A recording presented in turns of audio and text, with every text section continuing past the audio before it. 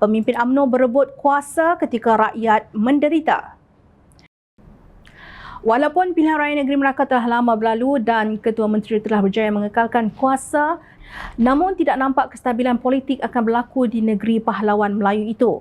I want to see that, is it happen or not? Saya nak lihat perkara itu berlaku atau tidak, kata Ketua Menteri Melaka, Datuk Seri Sulaiman Mat Ali, lapor Berita Harian kemarin. Bila berkata demikian, berikutan desas-desus akan terjadi undi tidak percaya terhadapnya pada sidang Dewan Undangan Negeri 25 Julai ini. Kalau ada undilah, apa ada hal, tak ada nak takut apa-apa. Saya pun tak tahu berita ini datang dari mana. Mungkin ada orang yang tak suka melihat kita dalam keadaan aman dan tenteram, katanya seperti dipetik. Minggu lepas, Pengerusi Badan Perhubungan UMNO Melaka, Datuk Seri A.B. Rauf Yusof yang didakwa oleh sebuah akhbar berbahasa Cina berhasrat mengambil alih jawatan Ketua Menteri, menafikannya. Sebaliknya, beliau menuduh pembangkang pula. Sebagai Pengerusi Barisan Nasional Melaka, saya tidak akan sesekali mengkhianati mandat dan kepercayaan diberikan rakyat pada pilihan raya negeri yang lalu. Tuduhan seperti itu bukanlah pertama kali dilemparkan terhadap kepimpinan negeri ini dan ia adalah permainan pembangkang yang cemburu dengan kejayaan yang dicapai kerajaan negeri selepas BN menerajui Melaka, katanya menurut Berita Harian. Exco Kanan Perindustrian itu dilaporkan berkata laporan portal tersebut adalah berniat jahat serta boleh mengganggu gugat kestabilan politik negeri. Jom channel melihat takkan kestabilan politik negeri boleh tergugat jika keadaannya aman dan tenteram seperti yang didakwa Ketua Menteri Melaka itu. Ia sekadar penafian. Hakikatnya, UMNO sedang kucalana. Pada 15 Mei lepas, Perhimpunan Agung UMNO 2021 meluluskan usul supaya pemilihan parti ditangguh 6 bulan selepas pilihan raya umum ke-15 diadakan.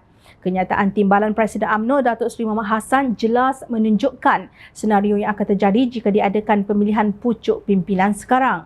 Pemilihan parti diadakan dalam masa 6 bulan selepas PRU. Kita tidak mahu perpecahan dalam parti, jangan pandang ringan. Pertahankanlah martabat UMNO. Situasi itu dibayangkan oleh Ahli Parlimen Padang Rengas Datuk Seri Muhammad Nazri Abdul Aziz yang mendedahkan bahawa dua pemimpin UMNO yang berhadapan kes mahkamah telah melanggar perjanjian yang dibuat pada 2009 yang meletakkan syarat mana-mana pemimpin parti yang dihadap ke mahkamah perlu mengundur diri. Bercakap dalam satu forum di Yusof Ishak Institute, Muhammad Nazri berkata perjanjian itu turut dipersetujui oleh Perdana Menteri ketika itu Datuk Seri Najib Razak dan timbalannya Datuk Seri Ahmad Zahid Hamidi. Sekarang mereka menguasai parti dan bukan mengutarakan janji yang telah dibuat, katanya seperti dipetik Astro Awani. Kedua-dua mereka kini digelar sebagai kluster mahkamah bukan oleh pembangkang tetapi oleh rakan ta'awun parti itu sendiri iaitu pemimpin PAS. Malah Muhammad Nazri mendakwa usaha meneruskan perjanjian persefahaman MOU transformasi dan kestabilan politik dengan Pakatan Harapan menjadi masalah kepada Perdana Menteri Datuk Seri Ismail Sabri Yaakob kerana tentangan dalaman UMNO dan bukan pihak lain.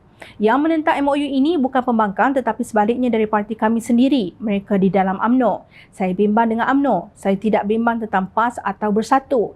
UMNO merupakan musuh terbesar kita pada masa ini. Perkara ini datang dari parti saya sendiri. Kenapa? Ini kerana kepentingan peribadi nak mengelak kes mahkamah.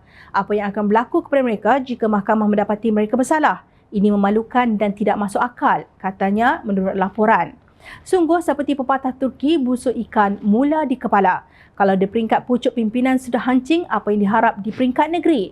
Adakah mereka kisah rakyat sedang menderita apabila dalam jiwa hanya mendambakan kuasa demi kepentingan peribadi?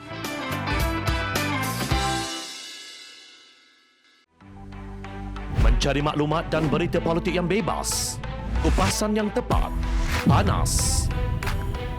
Dapatkannya secara eksklusif hanya di Jom Channel. Komitmen kami, pentasan berita Isnin hingga Jumaat. Berbicara dan isu semasa, kami garapkan secara langsung. Panel-panel berkaliber dan profesional. Interaktif, pandangan anda kami raikan. Jangan lupa bersama kami di setiap hujung minggu dalam edisi khas mingguan. Jom Channel, moving forward, sharing a new experience.